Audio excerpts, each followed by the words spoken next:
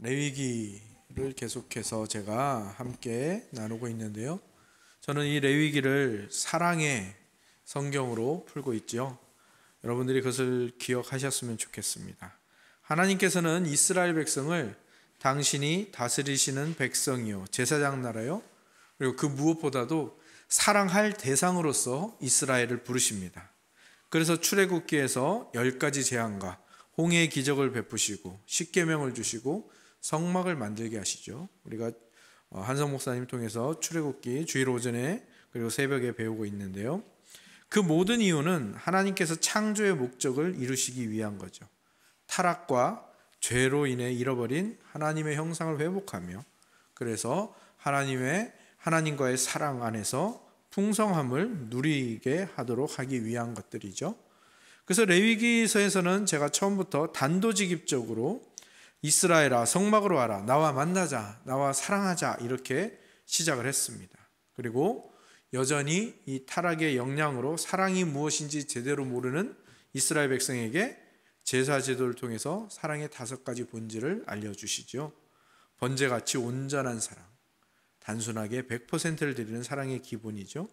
소제같이 겸손한 사랑, 온전한 사랑이 되기 위해서는 겸손이 필수라는 것을 알려주시고, 화목제 같은 화평의 사랑, 온전하고 겸손한 사랑은 바로 이 평강으로 나아가는 것, 즉 더불어 사는 것이다를 알려주시고, 속죄제 같은 책임지는 사랑, 우리와의 언약을 책임지기 위해 자신을 내어주신 예수님을 닮아야 하는, 그래서 우리 잘못의 결과를 책임지는 사랑으로 나아가야 한다고 했고요.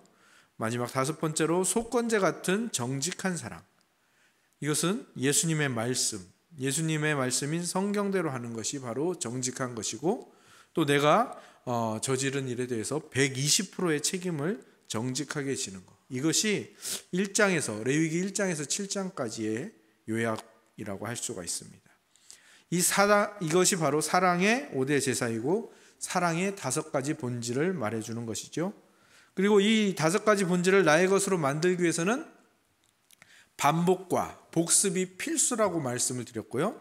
그것을 위해서 또한 오래 참아야 한다고 했고요. 오래 참기 위해서는 초심을 기억해야 한다고 했고, 단순하고 우직하게 쌓아나가야 한다고 했고요. 그 모든 바탕에는 정직함, 이 하나님과의 관계에서 비롯된 정직함이 깔려 있어야 한다고 말씀드렸는데요. 이것이 8장에서 10장까지의 내용이죠. 그리고 이 하나님과의 관계에서 비롯된 정직, 이 행동을 다른 말로 거룩이라고 하죠. 그래서 그 거룩이 이루어져야 하는 것은 교회나 예배에서뿐만 아니라 이 정한 짐승, 부정한 짐승을 구분하는 것으로 무엇을 알려주셨는가 하면, 모든 먹는 일, 모든 생활 반경, 모든 일상에서 이 거룩이 이루어져야 한다라고 말씀을 드렸죠. 그래서 그때 제가 오늘 하루 사랑하라라는 그 제목으로 말씀을 전해드렸고요. 지난번에 우리가 나눈 것이 이 책임, 이 거룩, 이것을 남자와 여자를 구분하는 것이 아니라 각 사람, 모든 사람에게 맡겨진 임무와 잘못에 대한 책임을 인정하고 행동하고 행하는 것으로 만들어지는 것이라고 했죠. 그래서 우리는 그 안에서 하나님의 형상인 이 사랑을 조금씩 회복해 나간다. 이것이 11장과 12장까지의 요약입니다. 벌써 레위기를 굉장히 많이 여러분들이 오셨죠. 그래서 오늘은 이제 13장으로 들어가는 거죠. 사실 12장까지도 굉장히 힘든 부분이었는데 13장도 처음에는 읽으면 흥미로운 부분이 나오는데, 이 13장이 꽤 길죠. 59절까지 있는데 다 읽다 보면 그 말이 그 말 같고 또 반복되는 것 같고 그런 생각이 듭니다. 그런데 이 성경에서, 특별히 구약 성경 또 복음서에서 이 나병에 대해서 굉장히 많이 다루고 있다는 것을 우리가 알게 되죠. 모세가 바로에게 보여준 기적 중 하나가 뭐였습니까? 손을 품 안에 넣었다가 빼면 문둥병이 발해서 막 손이 하얘졌다가 다시 넣었다 빼면 그게 없어지는. 그리고 또 열왕기하에서는 나아만 장군이 나병에 걸린 사람이었죠. 그리고 그 하나님과 엘리사를 속인 게하시라는 이 시종이 그 잘못을 저질러서 벌로서 나병에 걸리기도 했고요. 또 사마리아 성이 아람 군대에게 둘러싸여서 굶고 있을 때 하나님께서 아람 군대를 물리치셨는데 그 소식을 전해준 것이 누구였습니까? 바로 성 밖에 있던 나병 환자들이 성에 소식을 전해줬죠. 그 외에도 나병은 신약에서도 많이 등장하죠. 수요일에 한 목사님이 마가복음에서 이 나병 환자를 다뤘죠. 그 나병 환자들이 멀리 서서 떨어져서 소리를 지르는 거, 그 다음에 그 성 밖에 기거하는 거, 그리고 자기를 부정하다 외치는 것이 다 오늘 본문에 나오는 규례에서 비롯된 것들이죠. 그렇다면 왜 성경에서 이 나병, 요즘은 문둥병이라는 말을 쓰면 안 된다고 합니다. 나병이나 한센시 병 이런 식으로 써야 된다고 하는데, 성경에서 이 나병을 굉장히 많이 다루고 자주 다루는 이유가 뭘까요? 그것은 이 병의 특징이 이 죄의 본질과 흡사하기 때문입니다. 통증이 없기 때문에 자기가 병에 걸린 것을 늦게 알아챕니다. 그렇죠? 우리도 그렇죠?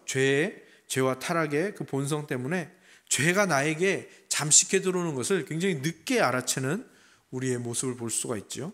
또 이 병에 걸리면 몸이 썩어서 떨어져 나갑니다. 그죠? 먼 데서부터 끝부분부터 떨어져 나가죠.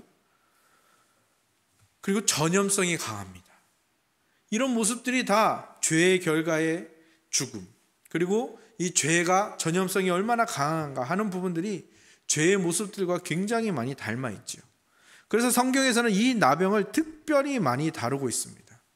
근데 그 중에서도 이 나병에 대한 규례를 말하는 오늘 본문은 이 나병이 찾아오는 것을 미리 방지하고 다른 사람에게 전염되기 전에 격리하고, 그리고 그 나병을 제사장이 판별하는 것, 그리고 그 나병에 걸린 환자가 어떤 행동을 취해야 하는지, 그리고 이 다음에 나오는 14장에서는 그 나병 환자가 정결하게 되는 날에는 어떤 규례를 지켜야 하는지를 기록하고 있는 것이죠.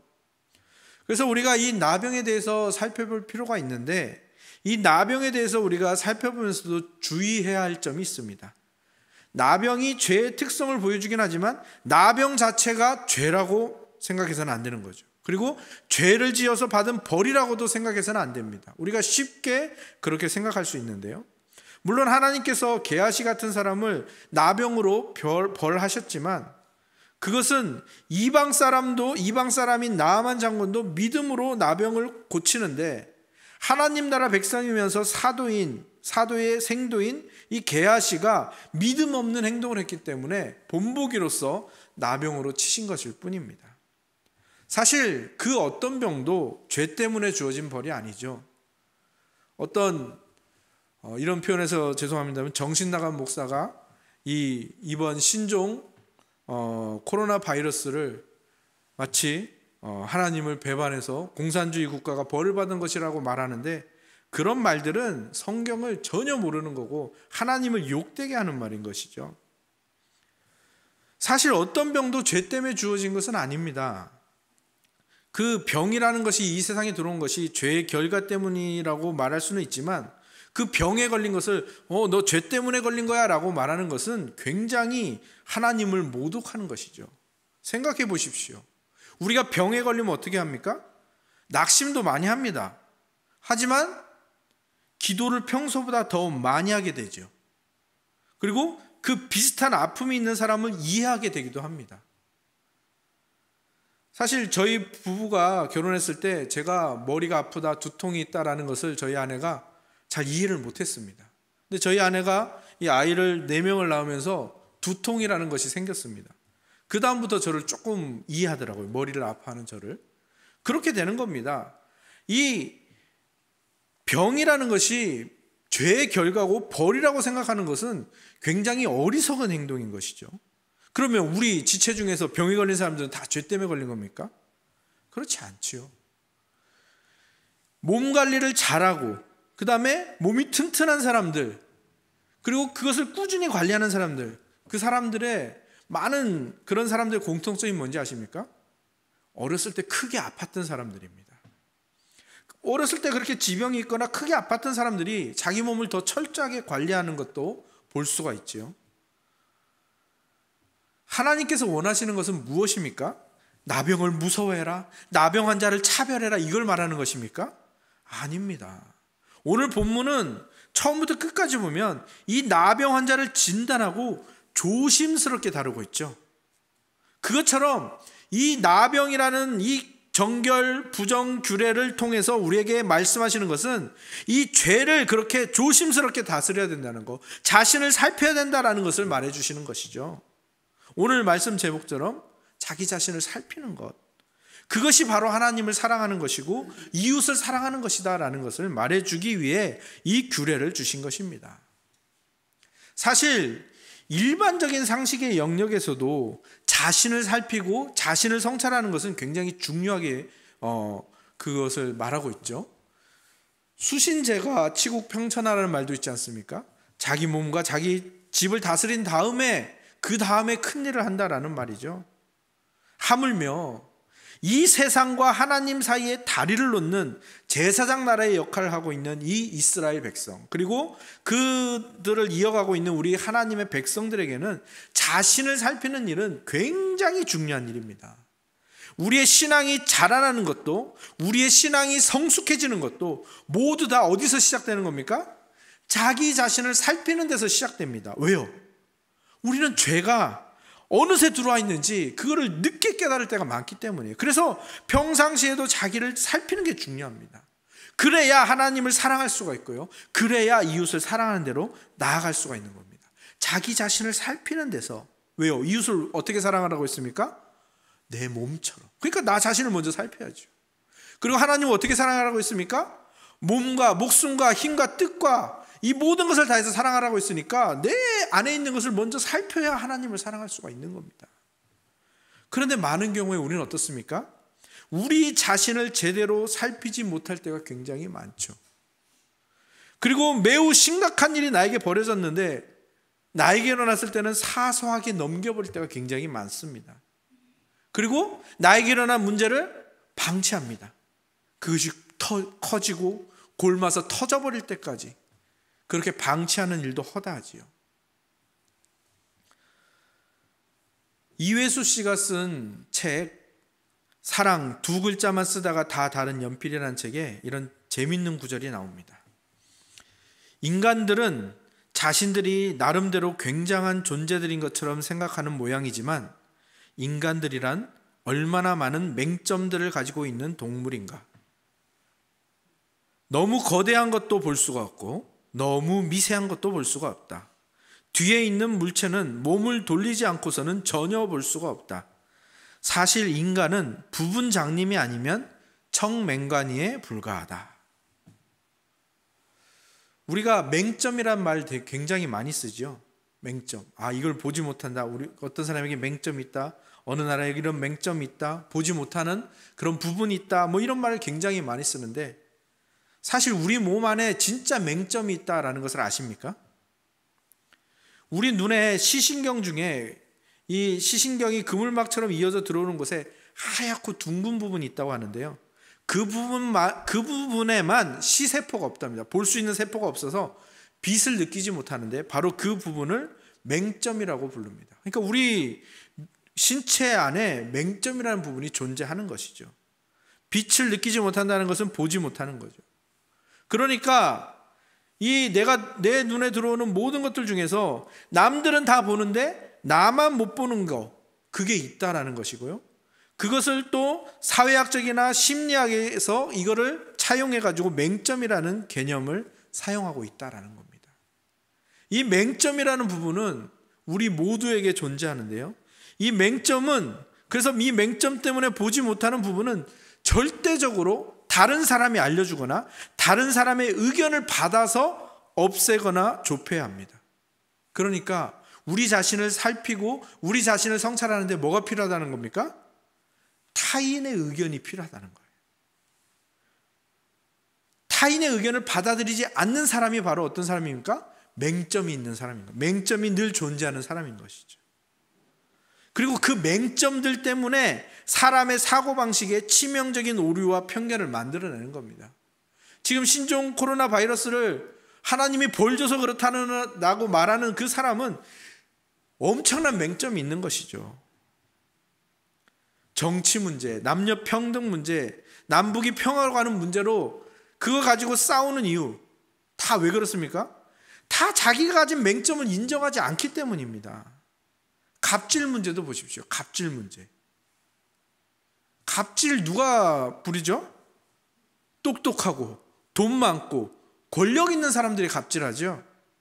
근데 그 사람들은 왜 똑똑하고 돈 많고 잘난 사람들인데, 공부도 많이 한 사람들인데 왜 그런 어처구니 없는 행동을 하는 것일까요? 우리가 보기에는 분명히 잘못된 행동인데 그 사람들은 그 맹점 때문에 자기 자신을 못 보는 겁니다. 그리고 그러면서도 자기 자신이 똑똑하다고 생각하니까 자기는 옳다고 생각하는 거죠. 그 맹점에 갇혀 있는 사람들이 그런 갑질을 하는 것입니다. 그런데 그런 사람들만 갑질을 하는 게 아니라 우리가 타인의 의견을 받아들이지 않으면 갑질을 할 수밖에 없고요.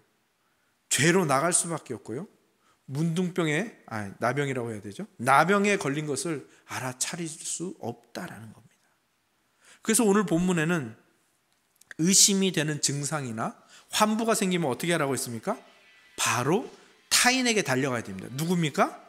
제사장에게 달려가서 진찰을 받아야 합니다. 맹점을 벗어나는 길은 타인의 의견을 받아들이는 것임을 분명히 말해주는 거죠. 옛말에 또 그런 말이 있죠. 무가모수 가머인이라는 말이 있습니다. 이 말을 가지고 신영복님, 기독교 지성인이시죠, 신영복님이 이렇게 말씀하셨습니다. 옛 사람들은 물에다가 얼굴을 비추지 말라고 하는 무가모수의 경구를 가지고 있었습니다. 물을 거울로 삼던 시절의 이야기입니다만 그것이 바로 표면에 천착하지 말라는 경계라고 생각을 합니다. 가머인, 사람들에게 자신을 비추어 보라고 하였습니다. 사람들과의 사업 속에 자신을 세우고 사람을 거울로 삼아 자신을 비추어 보기를 이 금어는 요구하고 있습니다. 무슨 말입니까? 타인의 의견을 듣지 않고 그냥 흔들리는 물에다가 자신을 비춰보는 사람은 이 주변 환경에 의해서 흔들리고 일그러진 자기 모습밖에 볼 수 없는 거죠. 맹점이 생기는 거죠. 그런데 사람에게 비춰보고 타인의 의견을 들으면, 사람들이 나를 어떻게 보고 있느냐에 귀를 기울이면 자기 자신을 정확하게 알 수 있다라는 말인 것이죠. 그러니까 우리가 이 맹점에서 벗어나기 위해서, 나병에 걸리는 것에, 영적인 나병에 걸리는 것에서 벗어나기 위해서, 그래서 성숙하고 성장하기 위해서 자기 자신을 살펴야 할 때 다른 사람의 의견이 필요하다면 그것이 바로 이 사랑의 기본 자세가 되는 거죠. 다른 사람의 의견을 필요하다면 다른 사람의 말에 기울여야 하고, 다른 사람의 말에 기울이려면 다른 사람들과 어울려야 하고, 그러기 위해서는 나 자신의 자존심을 깎아야 되고 낮춰야 되고, 그러니까 경청 그리고 겸손한, 그렇게 그 안에서 이 모든 것이 이루어지고, 경청과 겸손함은 사랑으로 가는 지름길인 것이죠. 그리고 더더욱 중요한 건 뭡니까? 오늘 나병이 의심되는 증상이 있을 때 찾아가야 하는 타인이 누구라고 했죠? 제사장입니다. 제사장은 누구를 상징하죠? 예수 그리스도께서 이 땅에 오셔서 세 가지 직분을 행하셨습니다. 세 가지 직분이 뭐죠? 제사장, 왕, 선지자. 그러니까 이 제사장은 기본적으로 예수 그리스도를 상징하고 있는 거죠. 그러니까 내가 이 맹점에서 벗어나기 위해서, 영적인 이 장님에서 벗어나기 위해서 타인의 의견을 받아들여야 되는데, 그 가장 중요한 타인이 누구인 겁니까? 예수 그리스도인 거죠. 가장 나를 정확하게 알려주실 수 있는 분, 그분이 왜 예수님이시죠? 나를 만드신 분이니까요. 그리고 내 안에 계시니까요. 그리고 나보다 나를 더 잘 알고 계시니까요. 그러니까 우리가 예수님에게 우리 자신을 비춰보는 것이 가장 중요한데요. 그렇다면 오늘날 우리는, 그리고 예수님은 우리 눈에 보이지 않는데 어떻게 우리가 예수님에게 나 자신을 비춰볼 수 있죠? 어떻게 할 수 있죠? 첫 번째는 예수님의 몸된 교회, 그러니까 예수님의 몸인 우리 지체들, 우리 교회 안의 지체들에게 자기 자신을 비추어 보는 것이 첫 번째 방법이고요. 두 번째 방법은 무엇일까요? 예수 그리스도의 말씀인 성경에 여러분 자신을 비추어 보시는 겁니다. 모든 성경은 하나님의 감동으로 된 것으로 교훈과 책망과 바르게 함과 의로 교육하기에 유익하니 이는 하나님의 사람으로 온전하게 하며 모든 선한 일을 행할 능력을 갖추게 하려 함이라. 디모데후서 3장 16절 17절의 말씀인데 이 말씀이 이제 이해가 되시죠? 성경이 뭘 하는 도구라는 겁니까? 나 자신을 비춰보고 그래서 온전하게, 그래서 모든 선한 일을 행할 능력, 선한 일을 행할 능력이 뭡니까? 사랑을 할 능력을 갖추게 되는 것이 바로 예수 그리스도의 말씀인 성경에 우리 자신을 비추어 보는 데서 시작하게 된다라는 것입니다. 우리 자신을 어디에 비추어야 되는가? 우리가 늘 이 부분에 신경을 써야 합니다. 이순신 장군과 백범 김구 선생님의 공통점이 뭘까요? 두 분 다 훌륭하다라는 것이죠. 또 하나는 뭘까요? 두 분 다 늘 일기를 쓰셨답니다. 그래서 난중일기와 백범일기가 굉장히 유명한 책이죠. 일기를 쓰는데 여러 가지 목적이 있을 수 있습니다. 근데 가장 큰 목적이 뭘까요? 자기 성찰입니다. 자신을 살피는 데 있는 거죠. 아무리 많은 경험이 있고 아무리 많은 책을 읽었어도 자기 성찰을 통해서 이것을 내면하지 않으면 아무런 도움이 되지 않는다라는 겁니다. 그런 의미에서 우리에게 매일 읽을 수 있는 이 성경이 있다라는 것, 그리고 강단을 통해서 이 말씀을 들을 수 있다라는 것, 그리고 우리 지체들, 예수 그리스도의 몸된 지체들이 우리 곁에 늘 있다라는 것은 우리에게 아주 큰 자산인 것이죠. 자기 성찰의 기회가 그토록 많다라는 것이고 나를 비추어 볼 거울들이 내 주변에 깔려 있다라는 사실입니다. 그리고 자기 자신을 성찰하는 것은 아까도 말씀드렸다시피 한 사람의 성장, 한 사람의 대인관계, 한 사람의 훌륭함에 가장 결정적인 영향을 끼치는 게 이 자기 성찰이랍니다. 하버드 대학에서 발표한 그 지능에 대한, 다중지능에 대한 이 발표 중에 사람에게 지능이 여러 가지가 있는데 언어지능, 음악지능, 논리수학지능, 공간지능, 신체운동지능, 인간친화지능, 자연친화지능, 그리고 맨 마지막이 뭐냐면 자기성찰지능인데요. 이 자기성찰지능이 가장 중요한 지능이랍니다.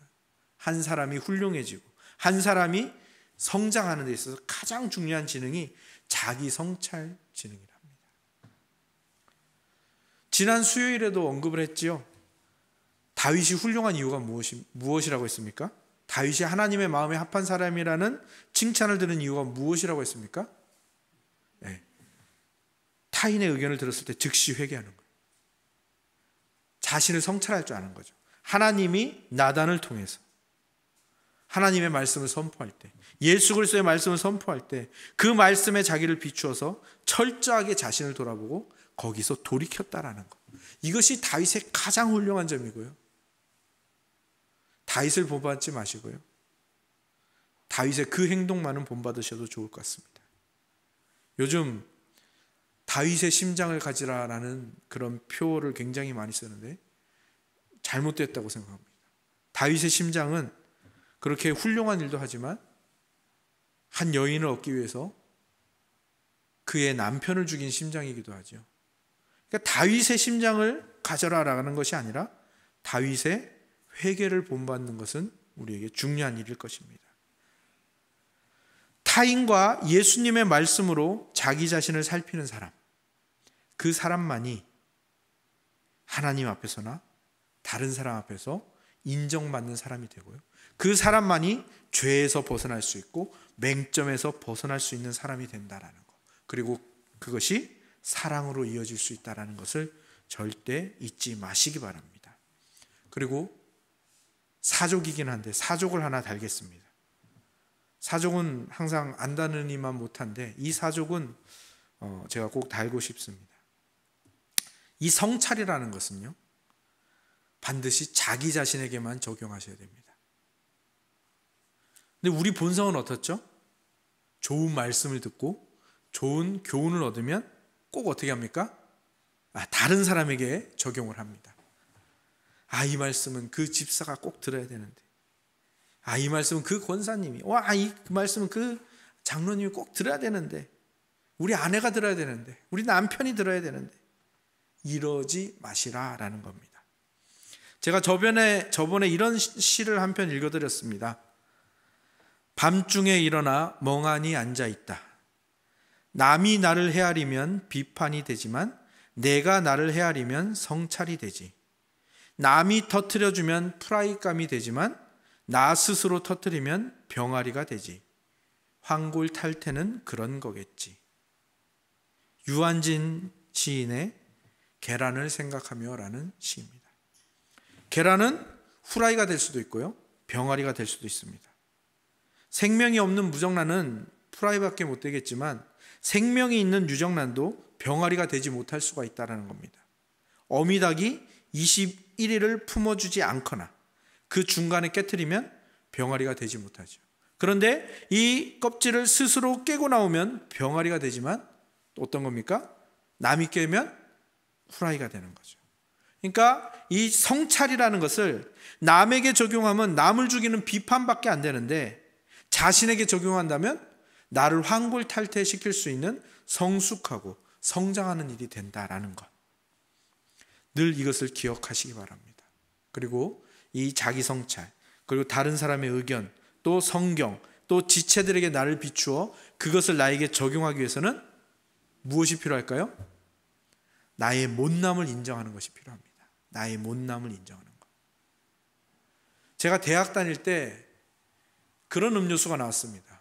2% 부족할 때라는 음료수. 모두가 다 망할 거라고 했습니다. 왜냐하면 이거는 주스라게 하기에도 부족하고 물이라고 하기에는 좀 그것도 아니고, 그래서 사람들이 다 이 음료수는 곧 망하겠구나라고 했는데, 근데 많은 사람들이 그 부족함을 굉장히 좋아했던 거죠. 그래서 데이트를 쳤고요. 지금은 그와 비슷한 음료들이 여러 가지 형태로 나오고 있죠. 자기의 못남, 자기의 부족함을 인정하는 것, 그것이 굉장히 중요하고요. 그것이 자기 성찰을 하는 태도일 뿐만 아니라 그 내가 부족하다라는 것을 인정하는 것이 바로 나에게 타인들이 말할 수 있는 기회를 주는 거고요, 타인들이 나에게 다가올 수 있는 기회를 주는 겁니다. 우리 모두는 부족한 사람들 아니겠습니까? 근데 부족한 사람은요, 항상 부족한 사람에게 끌리게 돼 있거든요. 그래서 사랑은 자기 자신을 살피는 것, 자기 자신의 부족함을 인정하는 데서부터 시작이 되는 겁니다. 우리의 부족함이 우리 안에 뭘 만드는 거죠? 다른 사람이 들어올 수 있는 공간을 만들어주는 겁니다. 그래서 하나님께서는 우리에게 부족함을 주셨습니다. 연약함을 주셨죠. 그래서 그런 사람들이 모여서 서로 채워가고 서로 하나가 되어가는 것이 바로 이 교회의 모습이고, 우리는 그 안에서 사랑이라는 것을 배워가게 되는 것이죠. 이 하나님의 큰 그림을 여러분들이 이해하고 겸손히 받아들이셨으면 좋겠습니다. 오늘도 우리는 부족하지만 천흥이라는 공동체를 이루었지요. 예수 그리스도의 몸을 이루었습니다. 우리에게 부족함이 없었다면 우리는 이 공동체를 이룰 필요가 없었을 것입니다. 부족함이 있기 때문에 하나님이 이 공동체를 우리에게 허락하신 것이죠. 그러니 그 부족함을 인정하시고, 그리고 늘 다른 지체와 예수 그리스도의 말씀에 자신을 비추고 살피셔서 서로에게 성장의 동력이 되어주시고, 서로에게 복의 근원이 되어주시고, 서로에게 사랑의 그 원동력이 되어주시는 우리 모두가 되기를, 우리 천은 공동체가 되기를 주님의 이름으로 축복합니다. 아멘.